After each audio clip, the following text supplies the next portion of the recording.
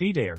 Welcome to another video where we tackle a common, yet tricky problem that many tech-savvy folks encounter: the good old HDD to SSD swap. Picture this. You and your brother-in-law are gearing up to make the switch to a shiny new SSD while also diving into the Linux Mint world. But wait, do you need to create a partition first for the installation to go smoothly? The age-old question that can make or break your setup process. Now, let's talk about the solution to this partitioning dilemma. The answer is a bit of yes in no situation. Yes, because every operating system needs to reside on a partition. That's just how they roll. However, here comes the no part during the installation process. Linux Mint Setup will prompt you to choose where you want to install the OS.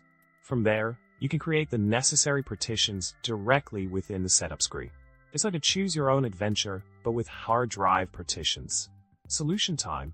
During the installation, you have the flexibility to designate existing partitions or let the setup do its thing and create the partitions for you. Since Linux uses a different partition format than Windows, it's safest to allow the setup to erase the drive completely and handle the partitioning.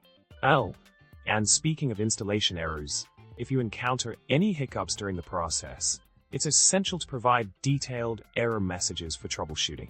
Remember, a corrupted ISO file can throw a wrench in your plans, so always double-check your installation media. And a pro tip, if you're running into issues, try turning off Secure Boot, as Linux and Secure Boot sometimes don't play nice together.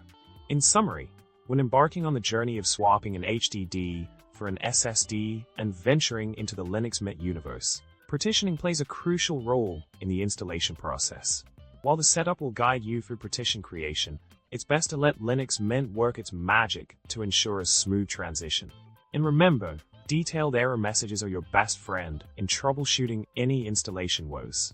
Thanks for tuning in, and if you found this video helpful, don't forget to subscribe, like, and drop a comment below with your tech adventures. Who knows?